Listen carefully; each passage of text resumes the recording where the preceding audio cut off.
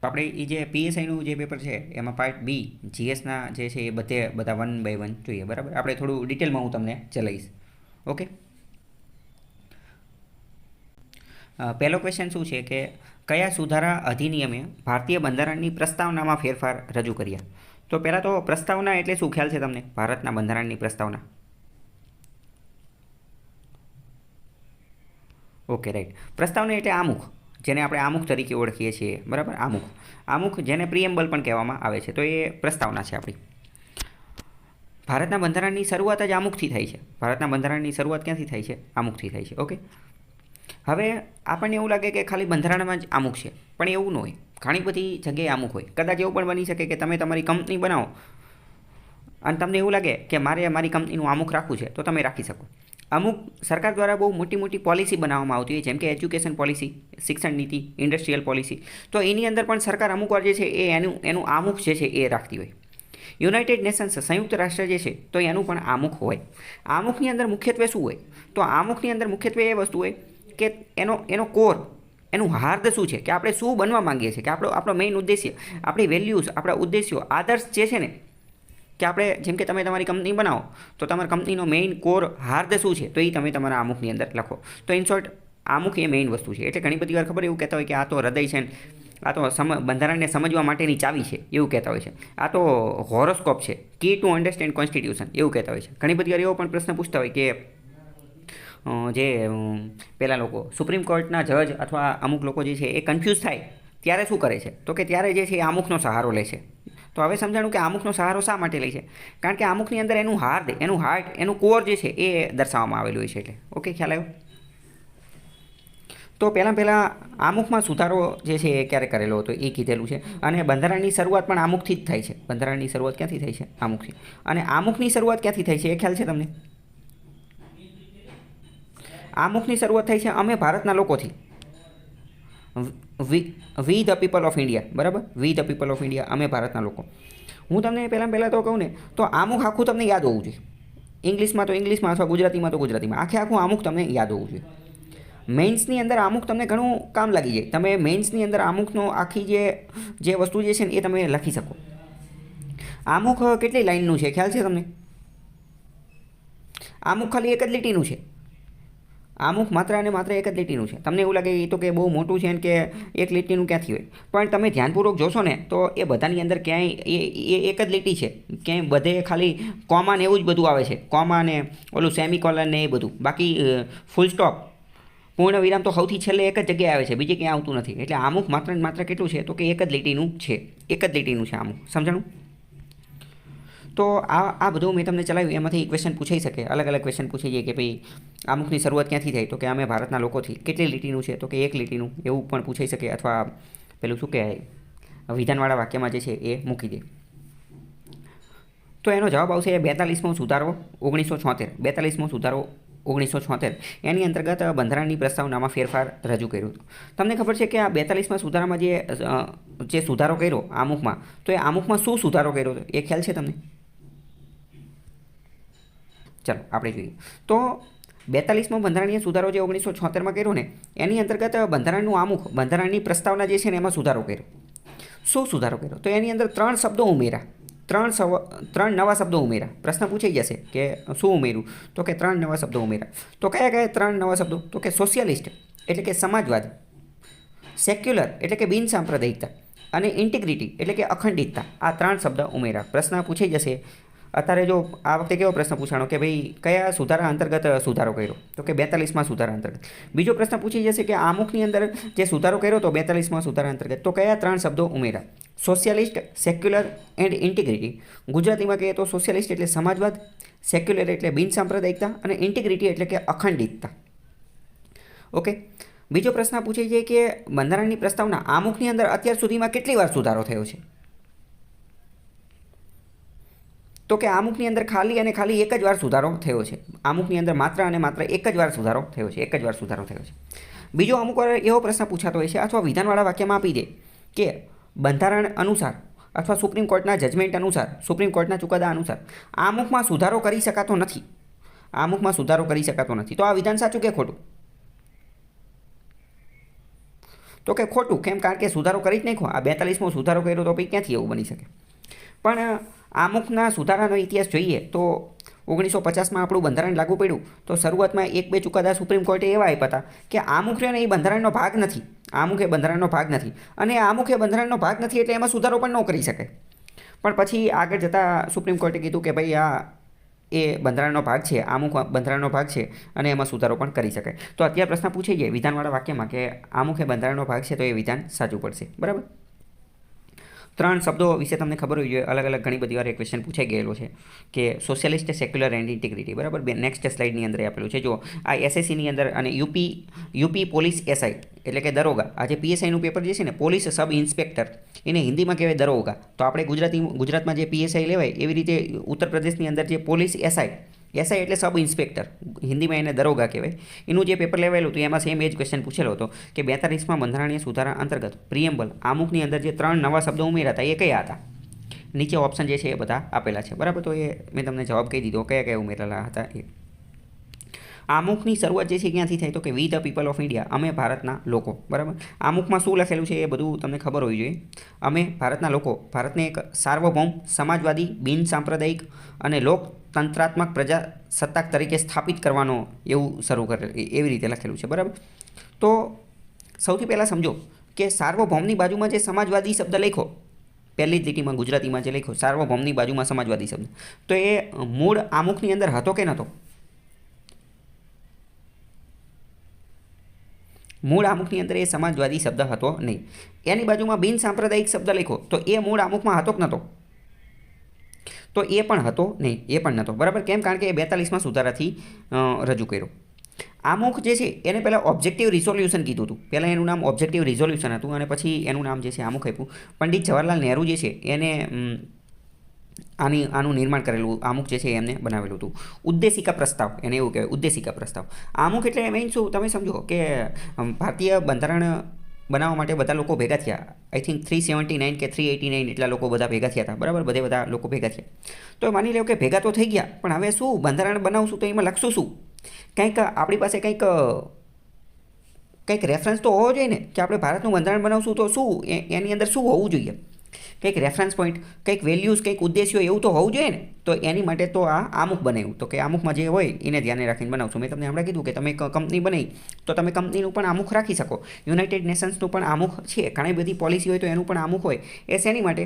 કે આપણે કોની આજુબાજુ રમવાનું છે, આપણે શેને ધ્યાને લઈશું એને ધ્યાને લઈ અને આ વાત કરી. ઓકે, ખ્યાલ આવ્યો? વિધાનવાળા વાક્યમાં પૂછી જશે આમુખમાં અત્યાર સુધીમાં માત્ર એક જ વાર સુધારો થયેલો છે તો વિધાન સાચું પડી જશે. અમુક વાર આપણને એવું લાગે કે માત્રવાળું વિધાન ખોટું હોય તો એવું નથી, પણ આમુખમાં સુધારો થયેલો છે તો કે એક જ વાર થયેલો છે 42માં સુધારાથી. ઓકે. પ્રશ્ન પૂછી જશે કે આમુખની અંદર કયા કયા શબ્દ આપેલા છે? તો સાર્વભૌમ શબ્દ આપેલો છે, સમાજવાદી શબ્દ આપેલો છે, બિન સાંપ્રદાયિક શબ્દ આપેલો છે, લોકતંત્રાત્મક શબ્દ આપેલો છે અને પ્રજાસત્તાક શબ્દ જે છે એ આપેલો છે. બરાબર. ઇંગ્લિશમાં જોઈએ તો કયા કયા શબ્દ આપેલા છે?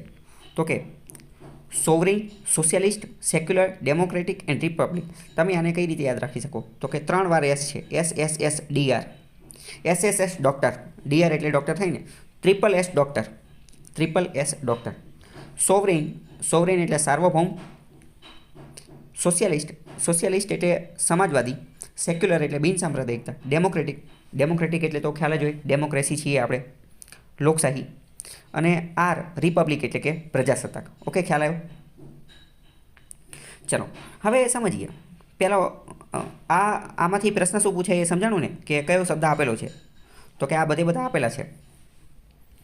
મોસ્ટ ઇમ્પોર્ટન્ટ હવે સમજીએ કે હકીકતમાં જેટલા શબ્દ લખ્યા ને આ બધા શબ્દનો મતલબ છે. આ દરેક શબ્દ રહ્યા ને એનો અલગ અલગ મતલબ છે. અને એનો કેવો મતલબ છે? તો કે એનો એટલો ડીપ મિનિંગ, એનો એટલો ગહેરો મતલબ છે ને કે લોકોએ એની ઉપર એક આખી પુસ્તક લખી નાખી, આખી થીસીસ, રિસર્ચ પેપર તૈયાર કરી નાખ્યું. ખાલી સોવરેઇન શબ્દ રહ્યો ને, સોવરેઇન શબ્દ એની ઉપર આખી બુક લખી નાખી હોય. સોશિયલિસ્ટ ઉપર આખી બુક લખી નાખી હોય, સેક્યુલર ઉપર આખી બુક લખી નાખી હોય. બરાબર. તો આપણે એનો આછો પાતળો ખ્યાલ હોવો જોઈએ, કારણ કે અત્યારની જે નવી પેપર સ્ટાઇલ જે રીતે પૂછાય છે તો એમાં અમુક કોન્સેપ્ટ આધારિત પ્રશ્ન પૂછાતા હોય છે, તો એ આપણે થોડું સમજીએ. સોવરેઇન એટલે ખ્યાલ છે તમને? સોવરેઇન એટલે શું? તો કે સાર્વભૌમત્વ. તો સાર્વભૌમત્વ એટલે શું તમે સમજી શકો? સાર્વભૌમત્વ એટલે શું? ના, સોવરેન એટલે કે સાર્વભૌમત્વ એટલે શું? તો ચાલો તમે વિચારો. પહેલાં તો તમે એ કહો, શું સોવરેન સાર્વભૌમત્વ આ શબ્દ તમે ક્યાંય કરંટમાં ક્યાંય સાંભળેલો છે? કરંટમાં ક્યાંય આવું સાંભળેલું? સોવરેન કે સાર્વભૌમત્વ શબ્દ ક્યાંય સાંભળેલો છે ખરા? ઓકે, ચલો આપણે સમજીએ સોવરેનનો મતલબ શું. સોવરેનનો મતલબ થાય સાર્વભૌમત્વ. સાર્વભૌમત્વનો મતલબ એમ કે અમે સાર્વભૌમ છીએ, અમે કોઈના ગુલામ નથી, અમે કોઈના પણ ગુલામ નથી. કેવા ગુલામ નથી? તો કે અમે ઇન્ટરનલ આંતરિક રીતે પણ કોઈના ગુલામ નથી અને એક્સટર્નલ બાહ્ય રીતે પણ કોઈના ગુલામ નથી. ઇન્ટરનલ આંતરિક રીતે કે બાહ્ય રીતે અમે કોઈ પણ રીતે કોઈના ગુલામ નથી. ભારત દેશની અંદર શું કરવાનું છે, ભારત દેશના આંતરિક નિર્ણયો કઈ રીતે લેવાના છે અમે નક્કી કરીશું. કેવી પોલિસી બનાવવાની છે અમે નક્કી કરીશું. અમારે જે કોઈ પણ કામ ધંધો કરવો હશે તો એ અમે નક્કી કરીશું. એટલે એ ભારતની અંદરના જે નિર્ણય લેવાના હોય તો એ કયા થયા? આંતરિક નિર્ણયો. બાહ્ય નિર્ણયો એટલે કેવા? તો કે વિદેશ નીતિ સંબંધિત નિર્ણયો. કોની ઉપર યુદ્ધ કરવું છે, કયા દેશ સાથે સંબંધ રાખવા છે, કયા દેશ સાથે ડિપ્લોમેટિક રિલેશન્સ રાખવા છે, રાજપક્ષીય સંબંધો રાખવા છે. તો એ બધું શું થયું? એ બાહ્ય થયું. એ બાહ્ય સંબંધો થયા. તો એ કોણ નક્કી કરશે? ભારત જાતે નક્કી કરશે. તો જે દેશ સ્વતંત્ર રીતે પોતાની રીતે જાતે નક્કી કરી શકતો હોય એવા દેશને સોવરેન કહેવાય. આપણે બ્રિટનના ગુલામ હતા. ત્યારે ભારત શું હતું? ભારત એક કોલોની હતું. ભારત એક શું હતું? કોલોની. એણે આપણને ગુલામ બનાવી દીધું હતું. તો તમે સમજો, એણે આપણને ગુલામ બનાવી દીધું તો શું ત્યારે આપણે સોવરેન હતા? તો કે ના, ત્યારે આપણે સોવરેન હતા નહીં. ત્યારે આપણે સોવરેન હતા નહીં. બરાબર. તો સોવરેનિટી સાર્વભૌમત્વ સમજાણું કે આંતરિક રીતે સ્વતંત્ર હોવા જોઈએ, બાહ્ય રીતે સ્વતંત્ર હોવો જોઈએ. ડીએમ એટલે શું? Decision making. નિર્ણય લેવાની ક્ષમતાની અંદર તમે કેવા હોવા જોઈએ? સ્વતંત્ર હોવા જોઈએ. કોઈ દેશ ઉપર યુદ્ધ કરવું છે, કોઈ દેશ ઉપર યુદ્ધ ચાલે છે તો એ બંધ કરવું છે, તો એની સ્વતંત્રતા કોની પાસે હોવી જોઈએ? આપણી પાસે હોવી જોઈએ. આપણે બ્રિટનના ગુલામ હતા તો આપણે કોલોની હતા. જ્યારે કોલોની હતા ત્યારે આપણે સોવરેન હતા નહીં. બીજી વાત કરીએ કે આપણે જે છે ને એ શરૂઆતના તબક્કાની અંદર 1920માં આપણે અસહકારનું આંદોલન ને 1905માં અલગ અલગ જે ચળવળને ક્વિટ ઇન્ડિયા અલગ ઘણી બધી ચળવળો આપણે ચલાવેલી હતી. તો શરૂઆતમાં તમને જાણી અને નવાઈ લાગશે કે આપણે શરૂઆતમાં જે છે ને એ બ્રિટન અંગ્રેજો પાસે ડોમિનિયન સ્ટેટસ માંગેલું હતું. તો ડોમિનિયન સ્ટેટસ એટલે શું? તો ડોમિનિયન સ્ટેટસનો મતલબ એવો થાય, એમ થાય કે આપણે આંતરિક રીતે ઇન્ટરનલી આપણે સ્વતંત્ર. ભારતની અંદર જેટલા પણ નિર્ણય લેવાના છે ને એ ભારત જાતે લઈ શકે, પણ બાહ્ય રીતે સ્વતંત્ર નહીં. બાહ્ય રીતે સ્વતંત્ર એટલે કેવા? તો કે ઇન્ટરનેશનલ રિલેશન, ફોરેન પોલિસી, વિદેશ નીતિ, યુદ્ધને લગતી નીતિ, સરહદને લગતી નીતિ, આ બધું આપણે જાતે ન લઈ શકીએ. આ બધા માટે આપણે જે છે ને એ બ્રિટનને પૂછવા જવાનું. આપણે શું કરવા જવાનું? બ્રિટનને પૂછવા જવાનું. એટલે એક રીતે સમજો ને આંશિક સ્વતંત્રતા આપણે બ્રિટનને જે છે પૂછવા જવાનું. તો શરૂઆતમાં આપણે કેવું સ્ટેટસ માંગેલું હતું? ડોમિનિયન સ્ટેટસ માંગેલું હતું. પણ પછી તો આપણને એવું કંઈ ડોમિનિયન સ્ટેટસ શા માટે માંગેલું હતું એની પણ થોડી વાત કરી દઈએ. એટલા માટે આપણે માંગેલું હતું કારણ કે ભારતને શરૂઆતમાં એવું લાગતું હતું કે અંગ્રેજો તો સારા છે, અંગ્રેજો તો સિવિલાઇઝડ છે, એ આપણા એજ્યુકેશન લાયા, મોડર્નિટી લાયા, ઓલું પેલું એ બધું લાયા, તો કે એ કે આમ તો કે સારા છે કે એટલે આપણે એમની નીચે રહીને અને કામ કરતા રહેવી તો ભારતનું પણ કંઈક ભલું થાય. પણ પછી તમને ખ્યાલ હશે કે આગળ જતાં 1930, 1929ની અંદર લાહોરની અંદર એ બધી જગ્યાએ આપણે પૂર્ણ સ્વરાજની માંગણી કરેલી. ખ્યાલ છે આપણને? પૂર્ણ સ્વરાજની માંગણી કરી. તો પૂર્ણ સ્વરાજ શબ્દ કીવર્ડ સમજો. પૂર્ણ સ્વરાજની માંગણી શું લેવા કરી? એ એટલા માટે કારણ કે પહેલાં તો ડોમિનિયન સ્ટેટસ માંગતા હતા ને. સમજાણું? હવે આ ડિફરન્સ ક્લિયર થાય છે કે પહેલાં ડોમિનિયન સ્ટેટસ માંગતા હતા પણ કે હવે એ નથી જોતું. હવે તો કે એ બધું છોડો, હવે 100% પૂર્ણ સ્વરાજ જોઈએ છે. તો પૂર્ણ સ્વરાજનો મતલબ જ સોવરેન કહી શકાય. ઓકે, સમજાણું કે ન સમજાણું? તો સોવરેન શબ્દ ઉપર તમને ક્વેશ્ચન પૂછાઈ શકે. પ્રશ્ન પહેલો એ પૂછાઈ શકે શું આમુખમાં એ લખેલો છે? તો કે હા લખેલો છે. સાર્વભૌમત્વ એટલે શું? તો એ પૂછાઈ શકે. અને બીજું ખાસ શું પૂછી શકે? અત્યારે એનાલિટિકલ ક્વેશ્ચન પૂછાય તો ઉપર એક બે વિધાન આપી દીધેલું હોય આ સોવરેનનું વર્ણન કરતું અથવા સોવરેનનું ઉદાહરણ સ્વરૂપે, અને પછી કહી દીધું હોય કે શું આને નીચેનામાંથી શું કહેવાય? સોવરેન કહેવાય, ડોમિનિયન કહેવાય, કોલોની કહેવાય, મધર સ્ટેટ કહેવાય, ફાધર સ્ટેટ કહેવાય. તો જવાબ એનો સોવરેન આવે. ઓકે, ખ્યાલ આવ્યો? તમને ખ્યાલ હશે કે અમુક દેશ એવો હોય કે જે હજી પણ અમુકના ગુલામ જ હોય, હજી અમુકના જે છે ગુલામી તરીકેનું કામ કરતા હોય. હવે સોવરેન શબ્દ જે છે એ મેં તમને કીધું કે ચર્ચામાં રહેતો હોય છે. તો એ ક્યારે ચર્ચામાં રહેતો હોય છે એ સમજીએ. તો એ ચર્ચામાં ત્યારે રહેતો હોય છે કે જ્યારે કોઈ પણ દેશ બીજા દેશની સરહદનું ઉલ્લંઘન કરે તો ત્યારે સોવરેન ચર્ચામાં રહેતો હોય છે. અત્યારે ખાસ ચર્ચામાં છે, જેમ કે ઈરાન, ઇઝરાયલ, અમેરિકા, આ બધાના ડખા યુદ્ધને એ બધું ચાલે છે.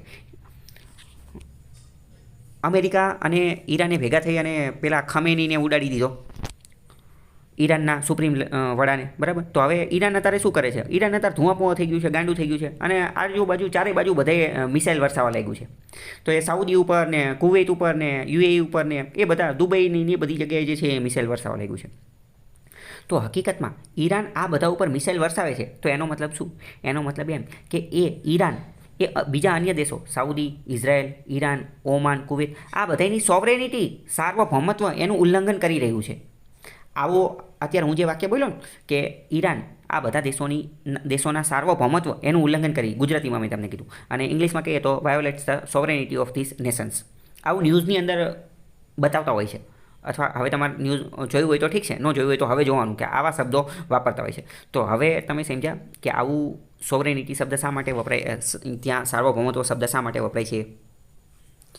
તમને એવું લાગે કે એ તો વિદેશની વાત છે ને, તો એવું નથી. એ ભારત માટે પણ ઘણી બધી વાર વપરાતું હોય. ઘણી બધી વાર જ્યારે પાકિસ્તાનવાળા સરહદ ક્રોસ કરી અને ભારત આવી જતી હોય આતંકવાદી પ્રવૃત્તિ અંતર્ગત, અથવા ત્યાંની જે આર્મીના લોકો કે એ બધા, અથવા ચીનના લોકો જે છે એ સરહદનું વાયોલેશન કરે, સરહદનું ઉલ્લંઘન કરે, તો ત્યારે પણ આ શબ્દ ન્યૂઝમાં આવતો હોય છે અને કહેતા હોય છે કે ચીન દ્વારા ભારતના સાર્વભૌમત્વનું ઉલ્લંઘન કરવામાં આવેલું છે. ઘણી બધી વાર આપણા જે નેતા, વડાપ્રધાન નરેન્દ્ર મોદી કે રાજનાથસિંહ કે કોઈ પણ મોટા મોટા નેતા હોય ને, એ પછી આ સોવરેનિટી, એ સાર્વભૌમત્વ આવો શબ્દ વાપરે. ત્યાં પછી ડાયરેક્ટ એમ ન કરે કે આ તો સરહદ પાર કરીને આવતા રહ્યા. એની ભાષા એક શિષ્ટ હોવી જોઈએ ને, એક શિષ્ટ ભાષા હોવી જોઈએ. તો એની માટેનો યોગ્ય શબ્દ સોવરેન છે, સાર્વભૌમત્વ છે. સમજાણું? તો હવે એ પણ તમને ખ્યાલ આવી ગયો ને કે સાર્વભૌમત્વ શબ્દ રહ્યો એ કરંટમાં પણ ચર્ચામાં રહેતો હોય છે. ઓકે. તો એ બીજો શબ્દ છે સોશિયાલિસ્ટ. સોશિયાલિસ્ટનો મતલબ શું થાય? તો કે સમાજવાદ. તો એના વિશે તમને કંઈ ખબર છે? સોશિયાલિસ્ટ, સમાજવાદ શબ્દ ક્યારેય સાંભળેલો કે એના વિશે કંઈ ખબર, કંઈ આઈડિયા હોય તમને?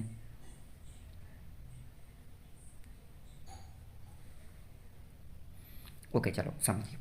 તો પહેલાં એક શબ્દ આવે કેપિટાલિસ્ટ. આ હકીકતમાં સોશિયાલિસ્ટ ને કેપિટાલિસ્ટ ને આ બધી જે છે ને એ વિચારધારા છે, એ ઇકોનોમી સાથે પણ જોડાયેલી છે. ઇકોનોમી સાથે પણ જોડાયેલી છે, પોલિટી, રાજનીતિ સાથે પણ જોડાયેલી છે, બધા સાથે જોડાયેલી છે. આપણે થોડી ઘણી વસ્તુ બેઝિક ઇન્ફોર્મેશન મેળવીએ. તો પહેલી વસ્તુ આવે કેપિટાલિસ્ટ. કેપિટાલિસ્ટનો મતલબ શું થાય? મૂડીવાદી અર્થતંત્ર. કેપિટાલિસ્ટ મૂડીવાદી અર્થતંત્ર એવું માને છે કે ફ્રી માર્કેટ હોવું જોઈએ, બજાર જે છે ને એ મુક્ત હોવું જોઈએ. બજાર મુક્ત હોવું જોઈએ એનો મતલબ શું? બજાર મુક્ત હોવું જોઈએ એનો મતલબ એમ કે બજારની અંદર કોઈ પણ વસ્તુની કિંમત એ નક્કી કઈ રીતે થશે?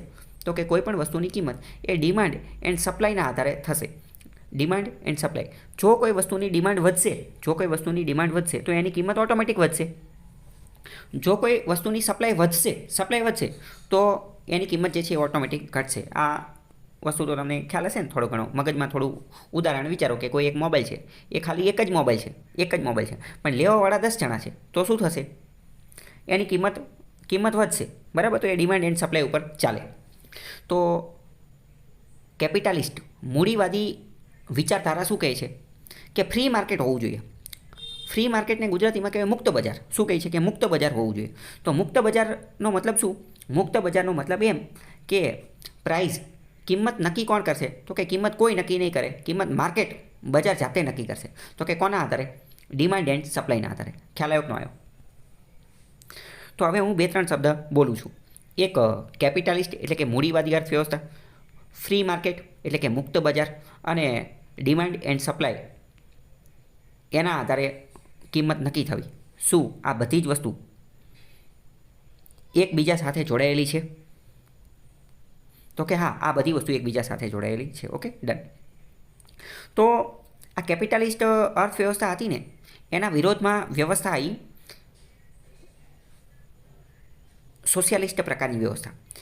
કેપિટાલિસ્ટ વ્યવસ્થામાં આ કાર્લ માર્ક્સ ને બીજા અમુક વિચારકો રહ્યા ને, એમને શું કીધું ખબર છે કે આ તો એક્સપ્લોઇટેશન, શોષણકારી નીતિ છે. શોષણકારી કે આમાં કે મજૂરોનું, ગરીબોનું શોષણ થાય છે. કે તમે કે કંપની બનાવી નાખો, બરાબર, કે તમે કે આમાં તો શું થાય કે કોઈ મોબાઈલ બનાવવાની કે મેન્યુફેક્ચરિંગની કોઈ પણ કંપની છે, કોટનના કારખાનાને એ બધું નાખો, તો મોટે ભાગે શું થાય? તો કે મિલ માલિકોને ફાયદો થાય અને જે મજૂરો એને નુકસાન થાય.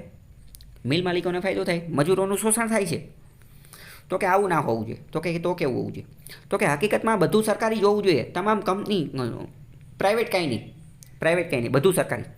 અને જે ફ્રી માર્કેટ હતું ને, એ ફ્રી માર્કેટ ન હોવું જોઈએ. પહેલાં તમે સમજો કે બધું સરકારી કરી નાખ્યું, બધી કંપની સરકારી કરી નાખી, તો ફ્રી માર્કેટ રહ્યું જ નહીં ને. તો કે સરકારી હોવું જોઈએ. અને સરકારીમાં શું? તો કે સરકાર નક્કી કરશે કે કોઈ વસ્તુની કિંમત કેટલી હોવી જોઈએ. સરકાર નક્કી કરશે કે કોઈ વસ્તુની કિંમત કેટલી હોવી જોઈએ. સરકાર એ પણ નક્કી કરશે કે કોઈ પણ વસ્તુનું પ્રોડક્શન કેટલું થવું જોઈએ. ઘઉં, ચોખા, ઓલું પેલું, કોઈ પણ વસ્તુ, ટાયર, ગાડીઓ, ઓલું પેલું, તો કે આખા વર્ષની અંદર 100 ગાડી જ બનાવવાની, 500 ગાડી જ બનાવવાની, 10 ટન ઘઉં જ ઉગાડવાના, એક્સ નંબર ઓફ જે કોઈ પણ વસ્તુ, એ નક્કી કોણ કરે? સરકાર નક્કી કરે, ગવર્મેન્ટ. કોની અંદર? સોશિયાલિસ્ટની અંદર, સમાજવાદની અંદર. કેમ? કારણ કે એની અંદર જ સમાજ શબ્દ છે ને, કીવર્ડ સમજો, સમાજ શબ્દ છે. એટલે જ્યારે કેપિટાલિસ્ટની અંદર કેટલું ઉત્પાદન કરવાનું એ કોણ નક્કી કરે? કોઈ વસ્તુનું કેટલું ઉત્પાદન કરવાનું એ નક્કી કોણ કરે? એ કંપની પોતાની રીતે નક્કી કરે. ઇન શોર્ટ એવું કહી શકે એ તો માર્કેટ જાતે નક્કી કરશે. માર્કેટ, બજાર નક્કી કરશે કે જે વસ્તુની ડિમાન્ડ વધશે તો કંપની વિચારશે કે હાલો આપણે બધું વધારે બનાવીએ. ઓકે, ખ્યાલ આવ્યો? તો આવા પ્રકારની વ્યવસ્થા હોય. હવે તો ઇન શોર્ટ સોશિયાલિસ્ટે સમજાણું તો એ ખબર પડી ને કે સોશિયાલિસ્ટે સમજવા પહેલાં કેપિટાલિસ્ટે સમજવું પડે. કેપિટાલિસ્ટે સમજ્યા વગર સોશિયાલિસ્ટે સમજી ના શકાય. અને જે સોશિયાલિસ્ટ રહ્યું ને એનું જ તીવ્ર સ્વરૂપ રહ્યું એ કમ્યુનિસ્ટ. એ કયું છે? એ કમ્યુનિસ્ટ છે. કે સોશિયાલિસ્ટ તો પછી શું કહે છે કે ભાઈ સરકાર જ બધું નક્કી કરશે. સરકાર નક્કી કરશે કે કેટલું પ્રોડક્શન થવું જોઈએ. સરકાર નક્કી કરશે કે કેટલી કિંમત હોવી જોઈએ. અને સરકાર એ પણ નક્કી કરશે કે કોને કેટલી વસ્તુ મળશે. સરકાર નક્કી કરશે. એ સોશિયાલિસ્ટ અંતર્ગત સોશિયાલિસ્ટ એક રીતે શેની વાત કરે છે ખબર? સમાનતાની વાત કરે છે. તમે વિચારો કે પહેલાં કેપિટાલિસ્ટમાં શું થયું? અસમાનતા થઈ ગઈ. અમીર વધુ અમીર બની ગયો, ગરીબ વધારે ગરીબ થઈ ગયો, મજૂર ગરીબ, એનું શોષણ થઈ ગયું. ગરીબનું કેવું થઈ ગયું? શોષણ થઈ ગયું. તો મતલબ સોશિયાલિસ્ટ અને કમ્યુનલિસ્ટ એની મેઇન વિચારધારા કોની ઉપર છે? સમાનતા ઉપર. કે ભાઈ સમાનતા હોવી જોઈએ, બધા લોકો સમાન હોવા જોઈએ.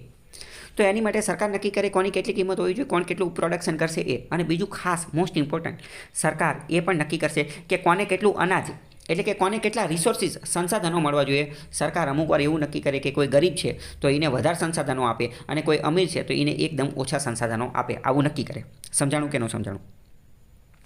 તો આ મેં તમને એટલા માટે કીધું કારણ કે વિધાનવાળા વાક્યમાં આવું પૂછાઈ જશે. તો આવી વસ્તુ થઈ જાય તો શું તમને એવું લાગે કે એક સમય એવો આવી જશે કે જ્યારે બધી સમાનતા થઈ જશે? આ સોશિયાલિસ્ટ અનુસાર આપણે ચાલીએ તો એક સમય એવો આવી જશે કે બધું સમાન થઈ જશે, સમાનતા થઈ જશે. કારણ કે સરકાર શું કરશે? જે ગરીબ છે એને વધુ સંસાધન આપશે, અમીરને ઓછા સંસાધનો આપશે. તો પછી 5, 10, 20, 25, 50, 100, 200, 500 વર્ષ પછી એક સમય એવો આવી જશે કે જ્યારે બધું સમાન થઈ જશે. ઓકે, તો જ્યારે બધું સમાન થઈ જશે ને, તો કે જ્યારે બધું સમાન થઈ જશે ત્યારે કે સ્ટેટ, રાજ્ય, સરકારની જરૂર જ નહીં પડે. સ્ટેટ, રાજ્ય, સરકારની જરૂર જ નહીં પડે. અને ત્યારે જે કમ્યુનિટી, જે સમુદાયો, સમૂહ રહ્યા ને, સમૂહ, એ જ જાતે નિર્ણય લઈ લેશે. એ જ બધા, એ કારણ કે બધે સમાનતા હશે. તો એટલે કે આ સોશિયાલિસ્ટ રહ્યું ને એ જ આગળ જતાં શું બની જશે? કમ્યુનિઝમ બની જશે. એ જ આગળ જતાં શું બની જશે? કમ્યુનિઝમ બની જશે. સમજાણું કે ન સમજાણું? તો સોશિયાલિસ્ટ અને કમ્યુનલિસ્ટ એ બધું પણ એકબીજા સાથે જોડાયેલું છે. ઓકે, સોશિયાલિસ્ટ, કમ્યુનલિસ્ટ એનો ખ્યાલ કોણે આપ્યો? તો કે કાર્લ માર્ક્સે આપ્યો. ઓકે, હવે અમુક વાર એવો પ્રશ્ન પણ પૂછાઈ શકે, તમે વિચારી કહો, કેપિટાલિસ્ટ વિચારધારા ધરાવતા દેશો કયા કયા છે?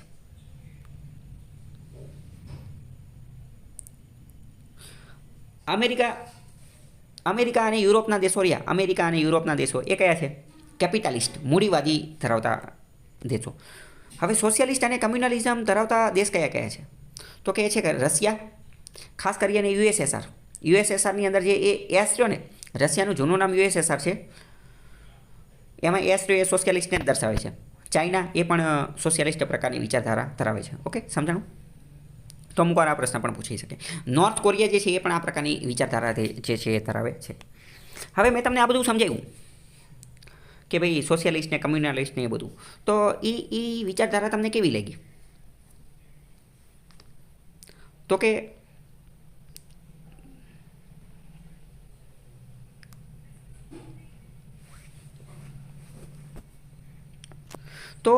એક રીતે થિયરીમાં એવું જોતા લાગે છે કે સોશિયાલિસ્ટ અને કમ્યુનલિસ્ટ પ્રકારની વિચારધારા જે છે ને એ સારી છે. થિયરીમાં એવું લાગે છે કે એ સારી છે, પણ હકીકતમાં આપણે જોઈએ ને તો એનું અમલીકરણ એટલું સારી રીતે ક્યાંય થઈ શકતું નથી. ચાઇનાની અંદર જોઈએ, પેલા રશિયાની અંદર જોઈએ, નોર્થ કોરિયાની અંદર જોઈએ, તો આ બધાની અંદર એક સમયે કેવું થઈ જાય છે કે જે ડિક્ટેટર, જે આપ ખુદ શાહી થઈ જાય છે, પછી જે સરકારના જે શાસકો રહ્યા ને, શાસક જ ભક્ષક બની જાય છે અને એ ખુદ પોતાના હાથમાં બધી સત્તા લઈ લે છે, ખુદ પોતાના હાથમાં. એટલે એનું અમલીકરણ સરખું થઈ શકતું નથી અને પછી અહીંયા હ્યુમન રાઇટ્સનું વાયોલેશન ને એવું બધું થતું હોય છે. આવી બધી વાતો છે. તો ઇન શોર્ટ આપણે એક કમ્યુનિસ્ટ પ્રકારની વિચારધારા જે રહી એમાં આપણે એવું કહી શકીએ કે સોશિયાલિસ્ટનું આગળનું સ્ટેપ કમ્યુનિસ્ટ છે અને કમ્યુનિસ્ટ લોકોની વિચારધારા એવી છે, સ્ટેટલેસ સોસાયટી બનાવી દેવાની, રાજ્ય વગરનો સમાજ બનાવી દેવાનો, સ્ટેટલેસ સોસાયટી. વિધાનવાળા વાક્યમાં આવું પૂછાઈ જશે કે કમ્યુનિસ્ટની વિચારધારા એવી છે કે સ્ટેટલેસ સોસાયટી બનાવવાની, તો એ વિધાન સાચું પડશે. ખ્યાલ આવ્યો? આ મેં તમને ડિટેલમાં એટલા માટે ચડાવ્યું કારણ કે ગાંધીજી જે છે એનો પણ આવો જ વિચાર હતો. ગાંધીજી પણ એવું જ કહેતા હતા કે રાજ્ય વગરનો સમાજ હોવો જોઈએ, સ્ટેટલેસ સોસાયટી હોવી જોઈએ. રાજ્ય વગરનો રાજ્યની શું જરૂર છે? રાજ્યનું કંઈ કામ નથી, કે સરકારનું કંઈ કામ છે નહીં, બરાબર? તો બંને એવું જ માનતા હતા. કમ્યુનિસ્ટ એટલે કે કાર્લ માર્ક્સ અને ગાંધીજી બંને એવું માનતા હતા કે રાજ્ય વગરનો સમાજ હોવો જોઈએ, પરંતુ ગાંધીજીનો જે માર્ગ હતો એ અહિંસક હતો, જ્યારે ઓલાનો જે માર્ગ હતો એ હિંસક હતો. એ તો એવું કહેતા હતા કે ભલે રાજ્ય વગરનો સમાજ બનાવવા માટે હિંસા કરવી હોય તો પણ કરી નાખો, હિંસા કરવી હોય તો પણ કરી નાખો. બરાબર? સમજાણું? હવે બીજું મોસ્ટ ઇમ્પોર્ટન્ટ, હવે તમે એવો પ્રશ્ન પૂછો કે જે મોટાભાગના ડેવલપિંગ કન્ટ્રીઝ જે છે એ સોશિયાલિસ્ટ છે અને બીજા ઓલા ફલાણા ઢીકના કન્ટ્રી જે છે એ કેપિટલિસ્ટ છે, એવું તમે કંઈક કીધું. બરાબર? હવે હકીકતમાં આપણે ધ્યાનપૂર્વક જોઈએ ને તો કોઈ પણ દેશ કેપિટલિસ્ટ નથી, કોઈ પણ દેશ સોશિયાલિસ્ટ નથી, કે કોઈ પણ દેશ કમ્યુનિસ્ટ નથી, કોઈ છે જ નહીં. તમને એવું લાગે એ કેવું? તો એ સમજીએ. તો હકીકતમાં અત્યારે જોઈએ ને તો બધા જ દેશો જે છે ને એ મિક્સ પ્રકારના છે, મિક્સ પ્રકારના. આ હિસ્ટ્રી અને આ બધા સિદ્ધાંતોને આ બધી વસ્તુ રહીને એ એવી છે કે આમાં કોઈ 100% સાચું કે 100% ખોટું ન હોય. બરાબર? એક જે 0થી તે 1 વચ્ચેનો જે એક આલેખ હોય ને, તો એમાં એ અમુક તરફ ઝૂકેલું હોય, અમુક તરફ વચ્ચે ન હોય, કે રાઈટમાં પણ ન હોય, કે લેફ્ટમાં પણ ન હોય, અમુક તરફ જે છે એ ઝૂકેલું હોય. જેમ કે ચલો સમજીએ, તમને એવું લાગે કોઈ કેમ નથી એ સમજીએ. અમેરિકા શું છે? તો કે એ કેપિટાલિસ્ટ પ્રકારનું અર્થતંત્ર ધરાવે છે, મૂડીવાદી પ્રકારનું. તો મૂડીવાદી પ્રકારનું અર્થતંત્ર ધરાવે છે તો એનો મતલબ શું? કે બધું કોણ નક્કી કરશે? માર્કેટ નક્કી કરશે, બજાર નક્કી કરશે. ડિમાન્ડ એન્ડ સપ્લાયના આધારે બધું નક્કી થશે. બરાબર? પણ અહીંયા પણ એવા અમુક સરકારી સ્કીમ ચાલે છે. ઓબામા કેર ચાલે છે. ઓબામા કેર અંતર્ગત જે તે સમયે ચાલતું હતું કે ઓબામા કેર અંતર્ગત જે છે એ મફત સારવારને એવું બધું આપવામાં આવે. તો આ તો રાજ્યએ દખલ અંદાજી કરી દીધી ને, તો એનો મૂળ હેતુ તો નાશ થઈ ગયો. સમજાણું? હવે વાત કરીએ કે સોશિયાલિસ્ટ અથવા કમ્યુનિસ્ટ, તો એમાં ચીન ને રશિયા અને પેલા ચીન, રશિયા ને એ બધા આવે. બરાબર? નોર્થ કોરિયા ને એ બધા. તો એની અંદર અમુક પ્રાઇવેટ કંપનીઓ તો જોવા મળે જ છે. ત્યાં પણ રશિયામાં જોઈએ તો રશિયામાં પણ અમુક પ્રાઇવેટ કંપનીઓ તો જોવા મળે જ છે. બરાબર? એટલે ઇન શોર્ટ વાત કરીએ તો અત્યારના જમાનાની અંદર એમાં પણ ખાસ કરીને આપણે અત્યારે 21મી સદીમાં છીએ, તો હકીકતમાં બધા જ દેશો કેવા છે? એ મિક્સ પ્રકારના જ કહી શકાય, બધા દરેક દેશો. પણ શું હોય કે અમુક દેશ જે છે એ અમુક તરફ ઝૂકેલા હોય, અમુક સોશિયાલિસ્ટ તરફ ઝૂકેલા હોય, અમુક કમ્યુનિસ્ટ તરફ ઝૂકેલા હોય, અમુક જે છે એ કેપિટાલિસ્ટ તરફ ઝૂકેલા હોય. બરાબર? ભારત કોની અંદર છે? તો ભારત પણ મિક્સ છે. ભારત જે છે એ પણ મિક્સ છે. જોકે હકીકતમાં મિક્સની જે વિચારધારા એ ભારતે જ આપેલી છે. ઓકે, આ બધું એટલું આપણે ડિટેલમાં જાણવાનું નથી. બાકી આખો ટોપિક ઇકોનોમીનો છે. મોસ્ટ ઇમ્પોર્ટન્ટ આપણે આટલું જે સમજાય એના આધારે અમુક વિધાન આવે અથવા અમુક MCQ આવે એ આપણે સોલ્વ કરી શકતા હોવા જોઈએ. ખ્યાલ આવ્યો કે ન આવ્યો? ઓકે, આગળનો શબ્દ છે સેક્યુલર. સેક્યુલરનો મતલબ થાય બિનસાંપ્રદાયિક. બિનસાંપ્રદાયિક. તો બિનસાંપ્રદાયિકનો મતલબ શું એ સમજીએ. અમુક દેશ એવો હોય કે જેનું શાસન ધર્મ દ્વારા ચાલતું હોય. ધર્મ દ્વારા ત્યાંના જે મેઇન હેડ એ ધાર્મિક વડા હોય. મેઇન હેડ જે છે એ ધાર્મિક વડા હોય. એવું પણ બની શકે કે ત્યાંની તમામ નીતિ, તમામ બાબત જે છે એ ધર્મની અંદર, ધર્મના પુસ્તકની અંદર, ધાર્મિક પુસ્તકોની અંદર જે વસ્તુ લખેલી હોય ને એના આધારે ચાલતી હોય. તો એવા દેશ જે છે ને એને થિયોક્રેટ્સ કહેવાય. થિયોક્રેસી કહેવાય. ધર્મના આધારે ચાલતી હોય એને થિયોક્રેસી. જેમ કે એનું ઉદાહરણ ઈરાન ખુદ. ઈરાન જે છે એ ધર્મના આધારે ચાલવાવાળો દેશ છે. ઈરાન જે છે એ ધર્મના આધારે ચાલવાવાળો દેશ છે. બીજો એક એવો દેશ છે તો કે વેટિકન સિટી. વેટિકન સિટી જે છે એ ધર્મના આધારે ચાલવાવાળો દેશ છે. ત્યાંના મેઇન કોણ હોય તો કે ખ્રિસ્તી ધર્મના જે પોપ હોય, ખ્રિસ્તી ધર્મના પોપ હોય એ ત્યાંના મેઇન હોય. બરાબર. તો આને એક રીતે થિયોક્રેટ્સ અથવા થિયોક્રેસી કહી શકાય. થિયોક્રેસી કહી શકાય. વેટિકન સિટી તો ખાલી એક શેરી જેટલો દેશ છે, એક સોસાયટી એને એક શેરી જેટલો દેશ છે. બરાબર. એક શહેર ના કહી શકાય. ઓકે. તો પહેલાં આ થિયોક્રેસી મગજમાં બેસી ગયું. એમાં ઈરાનનું ઉદાહરણ અને વેટિકનનું ઉદાહરણ યાદ રાખવાનું, કારણ કે એમસીક્યુમાં ડાયરેક્ટ પૂછી લેશે, અથવા એ બી કે નીચેનામાંથી કયો ઓલું છે એવો ક્વેશ્ચન પૂછી શકે. ઓકે. તો એનું વિરોધી કેવું હોઈ શકે કે લોકશાહી, ડેમોક્રેસી. કે ડેમોક્રેસીમાં શું હોઈ શકે કે લોકો વડે ચૂંટાયેલા જે લોકો હોય એને શું કહેવાય? ડેમોક્રેસી કહી શકાય, એને લોકશાહી કહી શકાય. ઓકે. તો સેક્યુલર એટલે શું તો કે બિન સાંપ્રદાયિક, કે ધર્મને કંઈ લેવા દેવાની. ધર્મ જે છે એ સરકારની નીતિઓની અંદર કોઈ ઇન્ટરફેરન્સ, દખલ અંદાજી કરશે નહીં. ધર્મ સરકારની નીતિઓની અંદર કોઈ દખલ અંદાજી કરશે નહીં. આવો જે દેશ હોય એને સેક્યુલર, બિન સાંપ્રદાયિક કહી શકાય. શું ઈરાનમાં આવું પોસિબલ છે? શું વેટિકન સિટીમાં આવું પોસિબલ છે? તો કે ના, અહીંયા આવું પોસિબલ નથી. અહીંયા કારણ કે એ તો ધર્મના આધારે ચાલતા દેશ છે ને, તો ધાર્મિક પુસ્તકોની અંદર જે લખેલું છે એની અંદર ચાલવાવાળા દેશ છે, તો અહીંયા આવું પોસિબલ નથી. ઓકે, ખ્યાલ આવ્યો? અને ડેમોક્રેસી, તો ડેમોક્રેસી એટલે પણ ખ્યાલ આવી ગયો તમને કે શું તો કે લોકશાહી, જે લોકો વડે જે સરકાર ચાલતી હોય તે. Okay. Sovereign, socialist, secular, democratic, આ બધા શબ્દ આપણે સમજી ગયા. હવે લાસ્ટ શબ્દ છે રિપબ્લિક. રિપબ્લિકનું ગુજરાતી શું થાય ખ્યાલ છે? રિપબ્લિકનું ગુજરાતી થાય પ્રજાસત્તાક. શું થાય? પ્રજાસત્તાક. તો પ્રજાસત્તાક એટલે શું એ સમજીએ.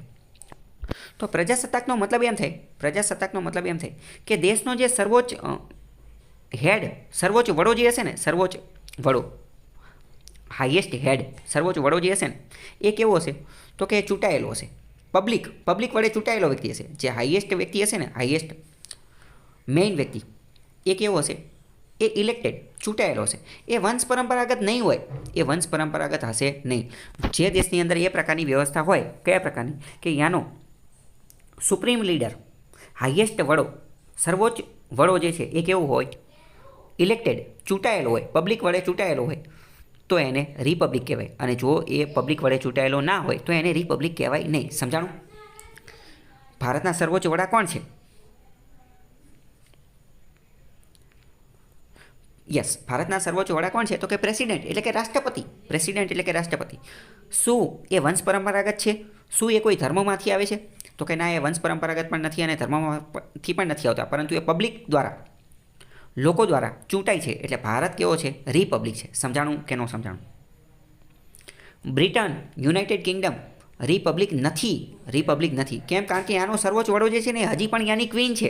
ત્યાંની ક્વીન અથવા ત્યાંના રાજા છે, કિંગ ચાર્લ્સ કે કિંગ વિક્ટોરિયા, ક્વીન વિક્ટોરિયા કે ફલાણું ઢીકણું, એ બધું. સમજાણું?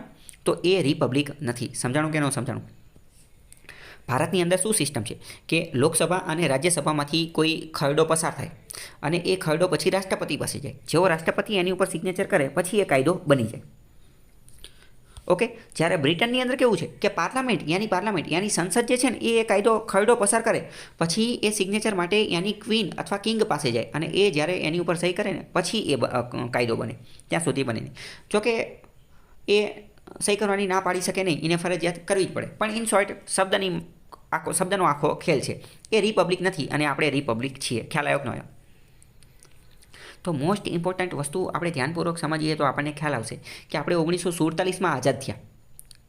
તો 1947માં આપણે ડેમોક્રેટિક તો બની ગયા હતા, પણ 1950માં જ્યારે આપણે બંધારણ લાગુ કર્યું ને ત્યારે આપણે રિપબ્લિક બન્યા. રિપબ્લિક આપણે ત્યારે બન્યા. અને એટલે જ હવે તમને ખ્યાલ આવ્યું કે 15મી ઓગસ્ટ આપણો જે છે ને એ ઇન્ડિપેન્ડન્સ ડે છે, સ્વતંત્રતા દિવસ છે. અને 26મી જાન્યુઆરી રહ્યો ને એ આપણો રિપબ્લિક ડે છે. કેમ? કારણ કે 26મી જાન્યુઆરીના દિવસે, 26મી જાન્યુઆરી 1950ના દિવસે આપણે બંધારણ લાગુ પડ્યું હતું. અને બંધારણ લાગુ પડ્યું ત્યારે જ તો આપણે રિપબ્લિક બન્યા. સમજાણું? હવે આ બંને વચ્ચેના કીવર્ડના આધારે ખબર પડી કે બંને દિવસો પણ અલગ છે, બંને શબ્દો પણ અલગ છે અને અમુકની અંદર જે શબ્દો લખેલા એ પણ અલગ છે. ઓકે, ખ્યાલ આવ્યો કે ન આવ્યો? તો હવે પહેલાં તો તમને સમજાણું કે આ બધા શબ્દો ઉપરથી કેવા ક્વેશ્ચન પૂછાઈ શકે.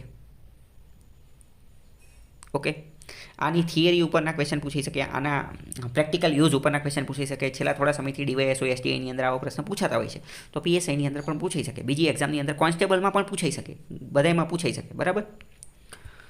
પ્રશ્ન એવો એકદમ સહેલામ સહેલો જોઈએ તો એવો પૂછી શકે, નીચેનામાંથી કયો શબ્દ આમુખમાં લખેલો છે? તો સોવરેન એટલે કે સાર્વભૌમત્વ તો કે લખેલો છે. સોશિયાલિસ્ટ સમાજવાદ લખેલો છે. સેક્યુલર બિનસાંપ્રદાયિકતા લખેલો છે. ડેમોક્રેટિક લોકશાહી લખેલો છે. અને રિપબ્લિક પ્રજાસત્તાક એ પણ લખેલો છે. અને આ બધા શબ્દોના જે મેં તમને મતલબ ચલાયા એ મતલબ ઉપરથી પ્રશ્ન પૂછાઈ શકે. ઓકે, આ બધું છે. બીજી વાત કરીએ તો આમુખની અંદર જસ્ટિસની વાત કરેલી છે કે બધાને ન્યાય દેવાનો. જસ્ટિસ, બધાને ન્યાય દેવાનો. તો કે કેવો જસ્ટિસ? Social, economic, political. સામાજિક ન્યાય દેવાનો, આર્થિક ન્યાય દેવાનો અને રાજનૈતિક ન્યાય દેવાનો. મોસ્ટ ઇમ્પોર્ટન્ટ ક્વેશ્ચન પ્રશ્ન પૂછાઈ જશે કે આમુખની અંદર જસ્ટિસ ન્યાયની વાત કરવામાં આવેલી છે, વિધાન સાચું પડી જશે. અને પ્રશ્ન પૂછાઈ જશે કે આમુખમાં કેટલા પ્રકારના ન્યાયની વાત કરેલી છે? ઓપ્શન આપેલો હશે 1, 2, 3, 4. જવાબ શું આવશે? 3 પ્રકારના, સામાજિક, આર્થિક અને રાજનૈતિક ન્યાયની વાત કરેલી છે.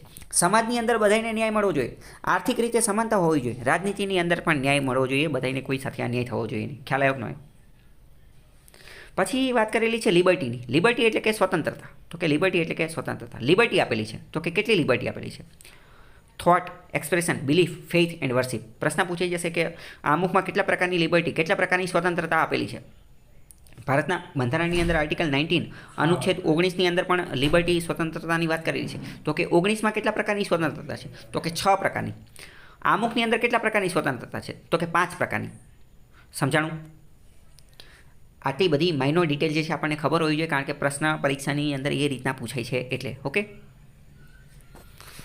તો આમુખમાં જે સ્વતંત્રતા છે 5 એ જોઈએ. થોટ એટલે કે વિચારની, એક્સપ્રેશન એટલે કે અભિવ્યક્તિની, બિલીફ, ફેઇથ એન્ડ વર્શિપ એનું ગુજરાતી જોઈ લઈએ શું છે. બરાબર, કે વિચાર, અભિવ્યક્તિ, માન્યતા, ધર્મ અને ઉપાસના.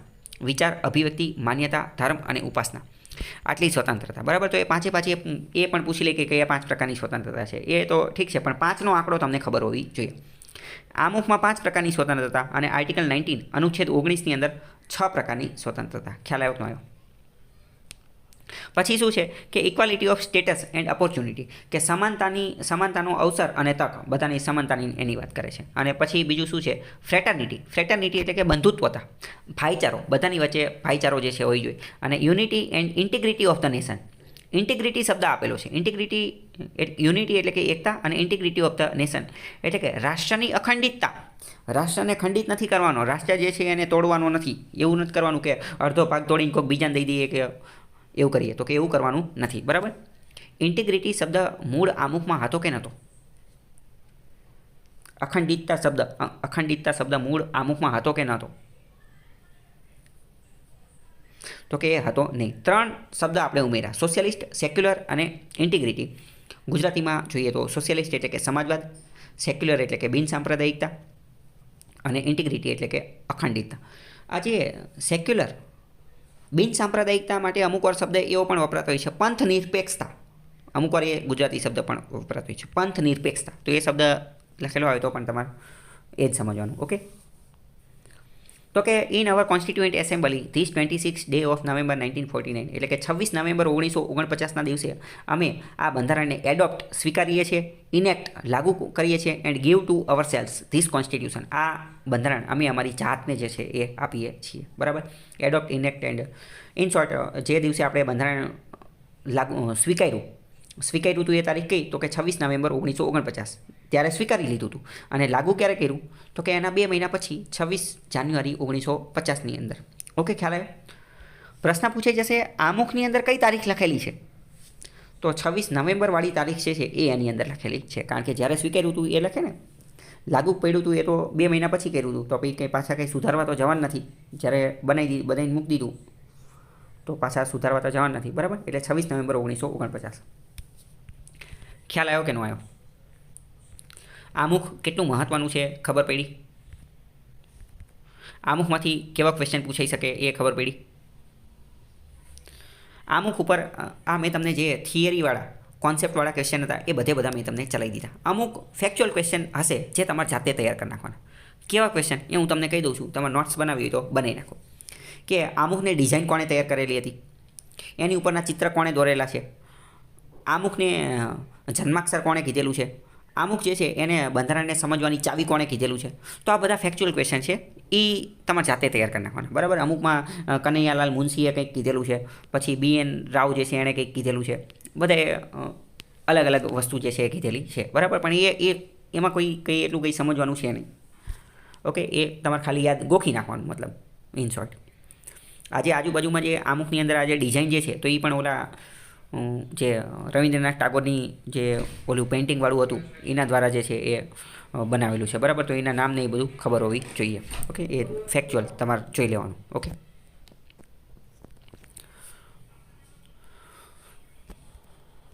તો એ 42મો બંધારણીય સુધારો 1976માં કરેલો હતો. 42મો બંધારણીય સુધારો 1976માં.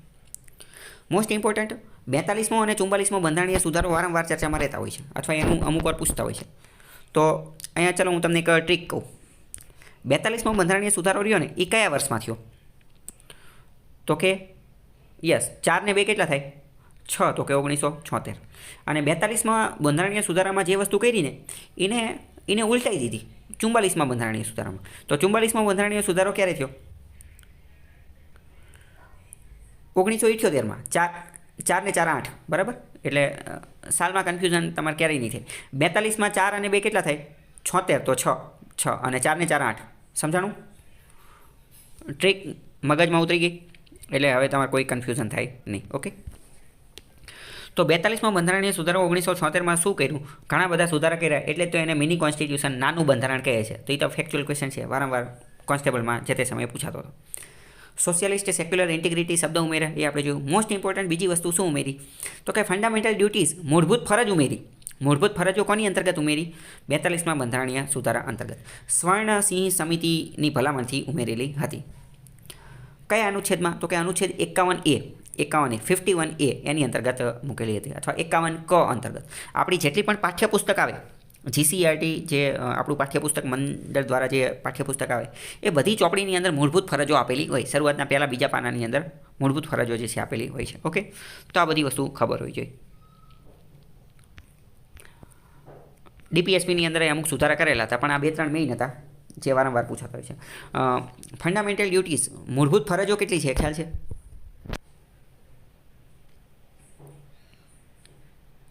હા, મૂળભૂત ફરજો 11 છે, પણ તો અહીંયા 10 લખેલું છે કે 42મા બંધારણીય સુધારા અંતર્ગત 10 ફરજો ઉમેરી, તો ટોટલ 11 છે. તો એવું અહીંયા કેમ 10 લખેલું? કે તો 10 હશે કે 11 હશે? સમજીએ. 42મા બંધારણીય સુધારા અંતર્ગત સ્વર્ણ સિંહ સમિતિ હતી, એની અંતર્ગત બંધારણના અનુચ્છેદ 51A અથવા 51K અથવા 51A એની અંતર્ગત 10 મૂળભૂત ફરજ ઉમેરેલી હતી. 10 મૂળભૂત ફરજ ઉમેરેલી હતી. પરંતુ પછી આગળ જતાં 86મો બંધારણીય સુધારો 86મો બંધારણીય સુધારો હતો, એની અંતર્ગત 11મી મૂળભૂત ફરજ એડ કરી. 11મી મૂળભૂત ફરજ. અને એ 11મી મૂળભૂત ફરજ કઈ? તો કે 6 થી 14 વર્ષના બાળકો જે છે ને એને મફત અને ફરજિયાત શિક્ષણ આપવાનું છે. એ વાલીઓની ફરજ જે છે, એ નાગરિકોની ફરજ છે. ખ્યાલ આવ્યો? તો 86મો બંધારણીય સુધારો કર્યો, એની અંતર્ગત 2 વસ્તુ કરી. પહેલી વસ્તુ તો શું? મૂળભૂત ફરજ એક ઉમેરી દીધી 11મા નંબરની, કે 6 થી 14 વર્ષના બાળકોને ભણાવવાના છે, એ તમારી ફરજ છે. અને બીજું એક સુધારો કર્યો. એ કયો સુધારો હશે એ તમે કહી શકશો? 86મા સુધારા અંતર્ગત બીજું શું સુધારો કર્યો હોઈ શકે?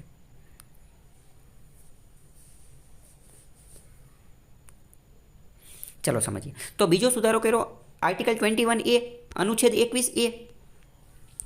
અનુચ્છેદ 21A શું છે?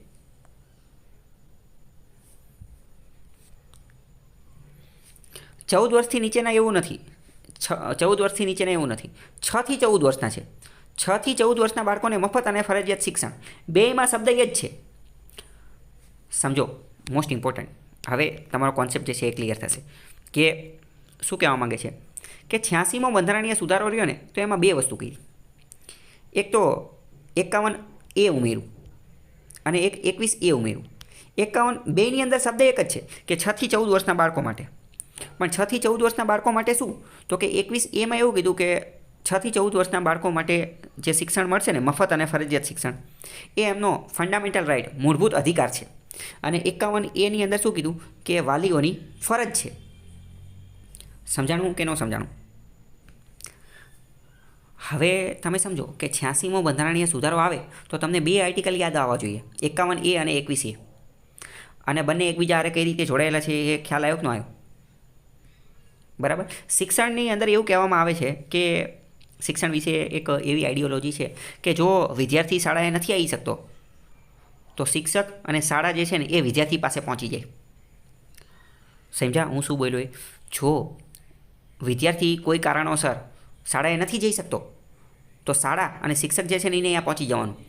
તો આ આખો વિચાર રહ્યો ને એના અમલીકરણને ધ્યાનમાં રાખીને જ આ બધા પ્રયત્નો કર્યા કે 86મો બંધારણીય સુધારો કર્યો અને 21A કર્યો અને 51A કર્યો. સમજાણું? એ બધું શા માટે કર્યું? 21Aમાં કહી દીધું કે 6 થી 14 વર્ષના બાળકોને ફંડામેન્ટલ રાઇટ્સ મૂળભૂત અધિકાર આપી દીધો. પણ મૂળભૂત અધિકાર આપવાથી શું થાય? વાલીઓની પણ ફરજ સુનિશ્ચિત કરવી પડશે ને. વાલી મોકલે જ નહીં, શું કરવાનું? બરાબર. એટલે બંનેને ધ્યાને રાખવું પડે, બંનેને જે છે. ઓકે, તો એ ક્વેશ્ચન પણ પૂછાઈ શકે, આવા અલગ અલગ ક્વેશ્ચન પૂછાઈ શકે. આમાં કંઈ ડાઉટ હોય તો પૂછી લો. ઓકે, ચાલો.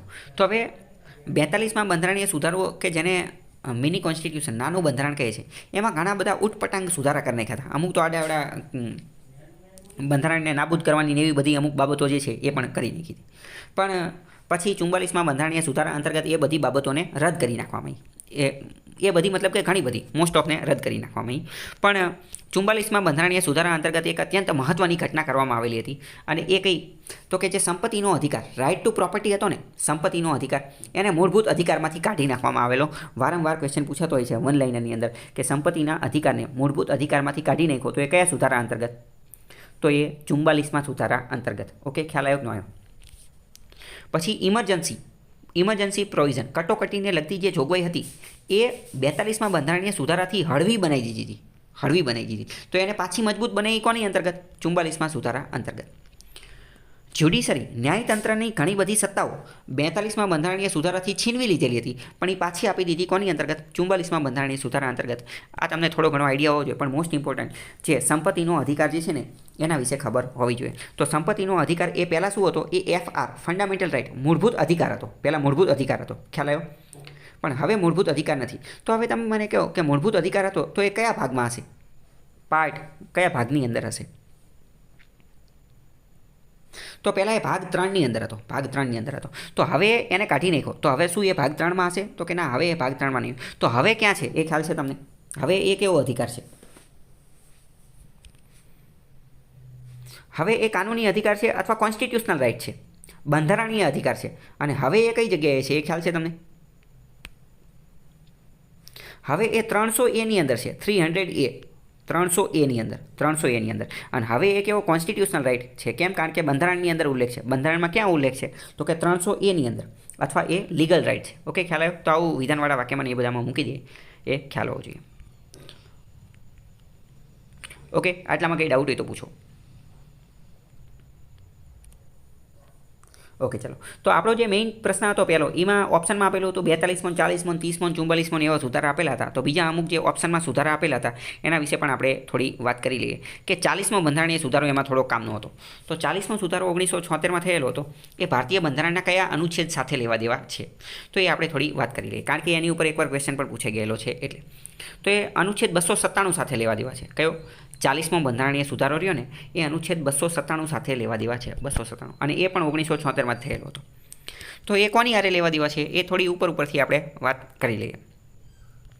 તો એ જે છે ને એ મુખ્યત્વે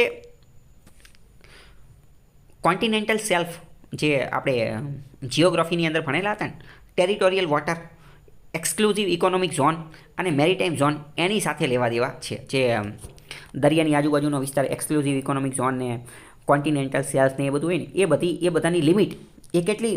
એટલે કે કોન્ટિનેન્ટલ શેલ્ફ જે છે એ કોને ગણવાનું? કેટલા વિસ્તારને ગણવાનું? એક્સક્લુઝિવ ઇકોનોમિક ઝોન કેટલા વિસ્તારને ગણવાનું? મેરીટાઈમ ઝોન કેટલા વિસ્તારને ગણવાનું? એ તમામ વસ્તુ નક્કી કરેલી હતી કોની અંતર્ગત?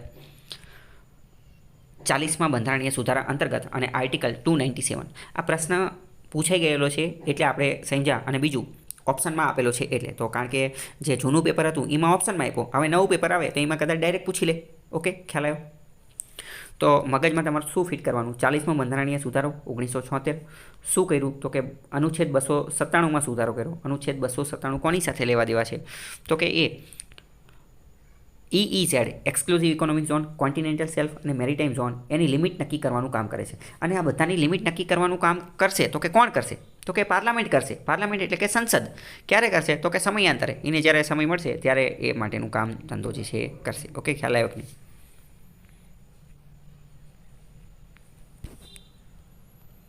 આગળનો ક્વેશ્ચન છે કે justice KS Puttaswamy versus union of India 2017ની અંદર KS પુટ્ટુસ્વામીનો કેસ હતો. એમાં સુપ્રીમ કોર્ટે એક ચુકાદો આપેલો હતો, મહત્વપૂર્ણ લેન્ડમાર્ક ચુકાદો આપેલો હતો, જેની અંતર્ગત કયા અધિકારને મૂળભૂત અધિકાર તરીકે સ્થાપિત કર્યો. KS પુટ્ટુસ્વામીના કેસની અંદર એક વસ્તુ હતી જેને સુપ્રીમ કોર્ટે કીધું કે આ તો ફંડામેન્ટલ રાઇટ છે, આ તો મૂળભૂત અધિકાર છે, આને ભાગ 3ની અંદર મૂકો. તો એ કયો અધિકાર હતો? સમાનતાનો અધિકાર, સ્વતંત્રતાનો અધિકાર, ગોપનીયતા એટલે કે પ્રાઇવસીનો અધિકાર, કે પછી અભિવ્યક્તિ એક્સપ્રેશનનો અધિકાર? શું જવાબ આવશે? ગોપનીયતા, પ્રાઇવસીનો અધિકાર જે છે, પ્રાઇવસીનો અધિકાર એને KS પુટ્ટુસ્વામીનો કેસ હતો 2017ની અંદર. એમાં સુપ્રીમ કોર્ટે એમ કીધું કે જે ગોપનીયતાનો અધિકાર જે છે ને, પ્રાઇવસીનો અધિકાર, નિજતાનો અધિકાર એ ફંડામેન્ટલ રાઇટ્સ છે, મૂળભૂત અધિકાર છે. અને એ કોની અંતર્ગત? તો કે આર્ટિકલ 21 અનુચ્છેદ 21 અંતર્ગત એ પ્રાઇવસી ગોપનીયતાનો અધિકાર છે. સમાનતા, ઇક્વાલિટીનો અધિકાર આર્ટિકલ 14 અનુચ્છેદ 14ની અંદર આપેલો છે. ફ્રીડમ, સ્વતંત્રતાનો અધિકાર આર્ટિકલ 19 અંદર આપેલો છે. અભિવ્યક્તિ જે છે, અભિવ્યક્તિ એનો અધિકાર પણ આર્ટિકલ 19 અંદર આપેલો છે. જ્યારે સુપ્રીમ કોર્ટે KS પુટ્ટુસ્વામીના કેસની અંદર કીધું કે ગોપનીયતાનો અધિકાર, પ્રાઇવસીનો અધિકાર એ આર્ટિકલ 21 અનુચ્છેદ 21 અંતર્ગત ફંડામેન્ટલ રાઇટ, મૂળભૂત અધિકાર છે. પહેલાં તમે મને એ કહો કે આ ગોપનીયતા, પ્રાઇવસી એટલે શું? પ્રાઇવસી એટલે કે આપણી ગોપનીયતા, આપણી કંઈક પ્રાઇવેટ બાબત હોવી જોઈએ ને. અમુક આપણી જે છે એ પ્રાઇવેટ બાબત હોવી જોઈએ. આપણી પર્સનલ વ્યક્તિગત બાબત જે છે, વ્યક્તિગત માહિતી જે છે એને લગતી બાબતો એ આપણે અમુકવાર શેર ન કરવી હોય. જેમ કે વોટ્સએપમાં આપણે કોની હારે ચેટ કરીએ છીએ, આપણે કોની ફોન કરીએ છીએ, તો એ બધું અમુકવાર સરકારે ન જાણવું જોઈએ, કારણ કે આપણી પણ અમુક પ્રાઇવસી, પ્રાઇવેટ ઘટના એ બધું હોવું જોઈએ. પણ જો કે વારંવાર એવા કેસ પણ ચાલતા હોય છે કે ભાઈ આધાર જે છે, આધાર એ વાયોલેટ કરે છે આપણી પ્રાઇવસીને. આ ફાસ્ટેગ ને એવું બધું તમે લગાવો છો તો એ પણ કે અમારી પ્રાઇવસીને વાયોલેટ કરે છે. તમે વિચાર કરીને કહો કે ફાસ્ટેગ આપણી પ્રાઇવસીને કઈ રીતે વાયોલેટ કરતું હશે? મોસ્ટ ઇમ્પોર્ટન્ટ એ એટલા માટે કારણ કે ફાસ્ટેગના માધ્યમથી ગાડીને ટ્રેક કરી શકાય. ગાડી ક્યાં જાય છે, કયા ટોલગેટમાંથી પસાર થઈ, કયા ટોલગેટમાં લાસ્ટ એણે જે છે એ ટોલ એનો કપાણો, ગાડીને ટ્રેક કરી શકાય. તો મને ખબર પડી જાય તમે ક્યાં જાઓ છો. તમે મારી ઉપર હુમલો કરશો તો, મારી જાન લેવા માટે તુલી ગયા છો તો, આવી બધી વાતો જીતું થતી હોય છે. પણ ઇન શોર્ટ આ બધું પ્રાઇવસી હારે લેવા દેવા છે, બરાબર.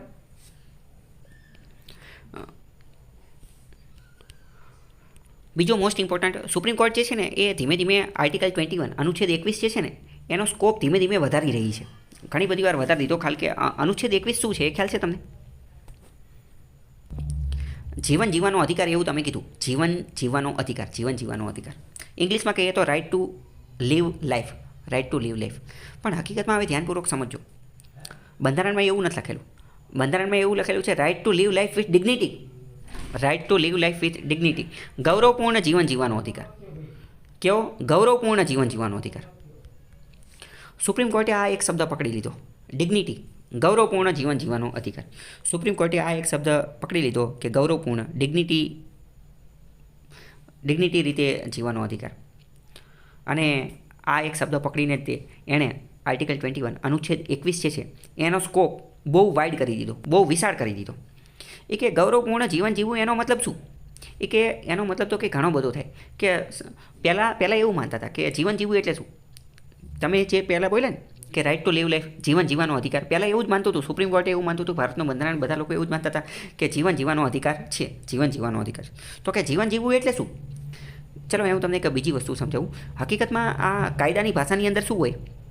કાયદાની ભાષાની અંદર, સરકારની નિયમની અંદર, સરકારની અંદર, આ બધી બાબતોની અંદર દરેક વસ્તુની વ્યાખ્યા હોવી જોઈએ. દરેક વસ્તુ કાયદેસર રીતે ચાલવી પડે. એમ હવામાં વાત કરતી હતી એવું ન ચાલે. દરેક વસ્તુને યોગ્ય રીતે વ્યાખ્યાયિત કરવું પડે.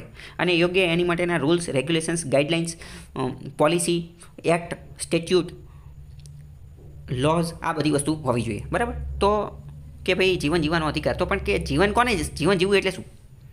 તો કે ફિઝિકલ લાઈફ એન્ડ બ્રીધિંગ, કે આપણું જે શરીર જે છે, શરીરની અંદર શ્વાસોશ્વાસની ક્રિયા એટલે કે જીવન જીવવાનું. કે શરીરની અંદર શ્વાસ લેવો એટલે જીવન જીવવાનું. તો કે ના એવું તો ન ચાલે. તો કે એ તો કે પ્રાણી એ લે છે. એ તો વનસ્પતિ લે છે. તો કે પ્રાણીના જીવન અને મનુષ્યના જીવનની અંદર શું ફેર? તો કે એમાં કંઈ ફેર જ નહીં રહી જાય. તો કે એવું ના ચાલે કે હકીકતમાં ડિગ્નિટી ગૌરવપૂર્ણ રીતે જીવન જીવવાનો અધિકાર છે. તો કે ડિગ્નિટી ક્યારે આવશે? તો કે ડિગ્નિટી તો કે ત્યારે આવે તો કે સ્વચ્છ પર્યાવરણ હોવું જોઈએ.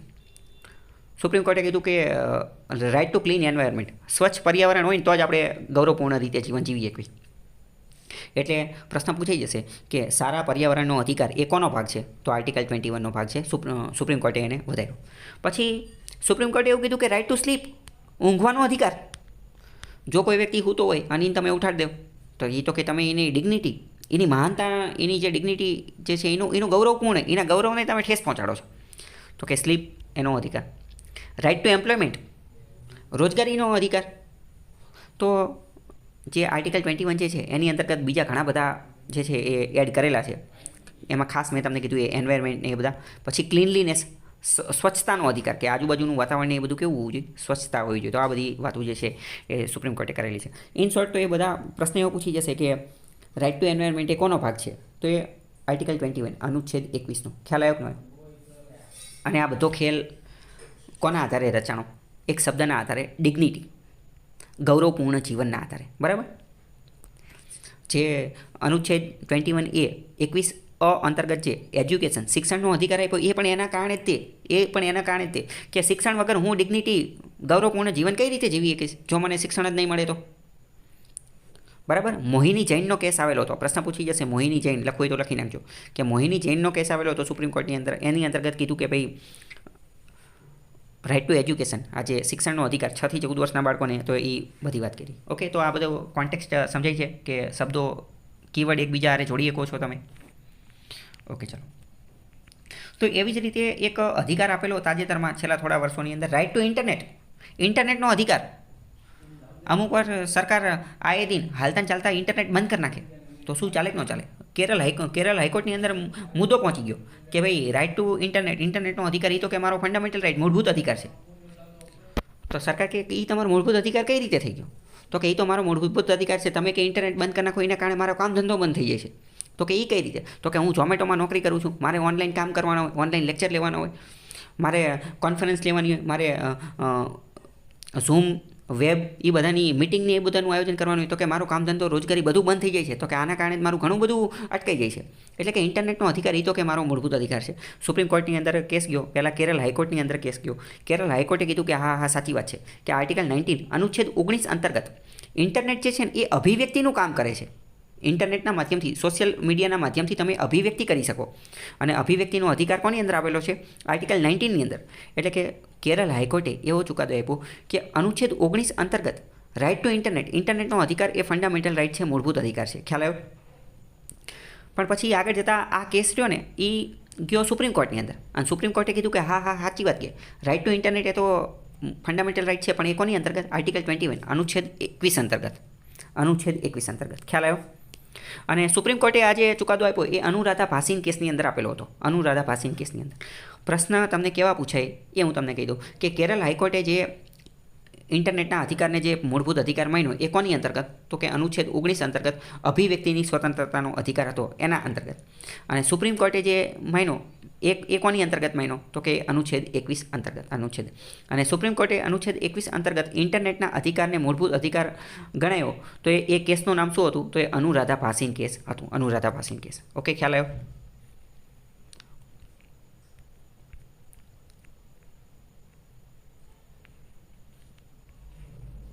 ચલો બીજી વાત કરીએ. હમણાં તાજેતરમાં તે થોડા દિવસો પહેલાં તે સુપ્રીમ કોર્ટ જે છે ને, સુપ્રીમ કોર્ટ એણે મેન્સ્ટ્રુઅલ હાઇજીન, માસિક ધર્મ દરમિયાન મહિલાઓને જે માસિક ધર્મ દરમિયાન સ્વચ્છતા રાખવી જરૂરી છે, હાઇજીન હોવું જરૂરી છે, સ્વચ્છતા હોવી જરૂરી છે. સુપ્રીમ કોર્ટે એમ કહી દીધું કે એ જે આ મેન્સ્ટ્રુઅલ હાઇજીન રાખવું ને એ પણ ફંડામેન્ટલ રાઇટ છે. ડૉક્ટર જયા ઠાકુરનો કેસ હતો. ડૉક્ટર જયા ઠાકુર કેસની અંદર, કેસનું નામ પણ યાદ રાખજો, ડૉક્ટર જયા ઠાકુર. એની અંદર સુપ્રીમ કોર્ટે એવો ચુકાદો દઈ દીધો કે અનુચ્છેદ 21 અંતર્ગત right to live life with dignity, ગૌરવપૂર્ણ રીતે જીવન જીવવું જરૂરી છે. તો ગૌરવપૂર્ણ જીવન ત્યારે જ થઈ શકે જો મેન્સ્ટ્રુઅલ હાઇજીનનો અધિકાર તમે એને આપો. માસિક સ્ત્રાવ જે હોય એ દરમિયાન હાઇજીન, સેનિટેશન, એ હેલ્થ, સ્વાસ્થ્ય જે છે એ હોવું જરૂરી છે. એ આવો સુપ્રીમ કોર્ટે ફંડામેન્ટલ રાઇટ બનાવી દીધો. અને એટલે હવે તમે જોશો કે વારંવાર બજેટની અંદર આ મેન્સ્ટ્રુઅલ હાઇજીનનું એ બધાનું ધ્યાન રાખવામાં આવે છે. ગુજરાતે તાજેતરમાં બજેટની અંદર જે છે એ આ પેડ બેંકની સ્થાપના કરી. સ્કૂલ, શાળા ને એ બધું હોય તો એની અંદર પેડ બેંક બનાવી દે, પેડ બેંક, કે જ્યાં મહિલાઓ, છોકરીઓ જે છે એ ફ્રીમાં પેડ ને એ બધું લઈ લે. મોસ્ટ ઇમ્પોર્ટન્ટ એક કીવર્ડ યાદ રાખવાનો, MHM, menstrual hygiene management. Menstrual hygiene મેન્સમાં કંઈક લખવાનું આવે તો એની અંદર આ કીવર્ડ વાપરવાનો, MHM, મેન્સ્ટ્રુઅલ હાઇજીન મેનેજમેન્ટ. અને બીજું શું તો કે મેન્સ્ટ્રુઅલ હાઇજીન, MH, એક એ ખબર હોવી જોઈએ. તો મેન્સ્ટ્રુઅલ હાઇજીન, મેન્સ્ટ્રુઅલ હેલ્થ, એનો અધિકાર સુપ્રીમ કોર્ટે કયા અનુચ્છેદ અંતર્ગત આપ્યો તો કે 21 અંતર્ગત. કયા કેસની અંતર્ગત તો કે ડૉક્ટર જયા ઠાકુર કેસ હતો એની અંતર્ગત. ઓકે, ખ્યાલ આવ્યો કે નહીં? અને એ પણ કયા શબ્દને ધ્યાને લઈને તે તો કે ડિગ્નિટીને ધ્યાને લઈને. અને તો હવે તમને ખ્યાલ આવ્યો કે સુપ્રીમ કોર્ટ, સરકાર જે છે એ વારંવાર આ ફ્રીમાં પેડ બાંટવાના અને આવું બધું શા માટે કરે છે તો એનું એક કારણ આ પણ છે, કારણ કે એ ફંડામેન્ટલ રાઇટ છે. ઓકે, પેડ બેંક વિશે પણ તમને ખબર હોવી જોઈએ, કારણ કે એ ગુજરાત સરકારની પહેલ છે. ગુજરાત બજેટની અંદર, તાજેતરનું જે બજેટ હતું એની અંદર પેડ બેંક જે છે એની વાત જે છે એ કરેલી હતી. ચલો, એક બીજો કીવર્ડ પણ યાદ રાખી લો. એક બીજો કીવર્ડ છે menstrual poverty. Menstrual poverty, MP. Poverty એટલે શું થાય?